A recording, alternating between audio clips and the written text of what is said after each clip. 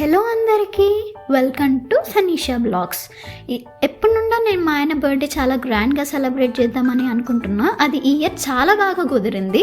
వాళ్ళ friends, families అందరినీ invite చేశాను. దూరంగా ఉండే చుట్టాలను అందరితోనూ విషెస్ చేసుకున్నాను. అండ్ చాలా బాగా ఎంజాయ్ చేసాం, డ్యాన్స్ చేసాము, కేక్ తినిపించుకున్నాం. చాలా బాగా ఎంజాయ్ చేసాము ఒక 3 hours.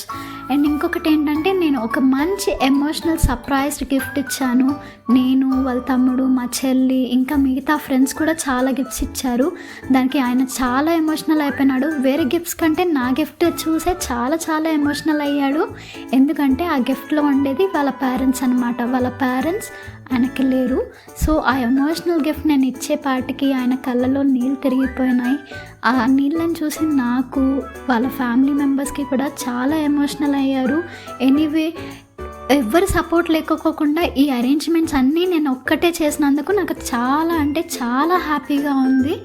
I'm very happy about this. And please, ఈ వీడియో నేను త్వరలోనే యూట్యూబ్లో మెల్లమెల్లగా అప్లోడ్ చేస్తాను. Please subscribe our channel, share and comment. Thank you.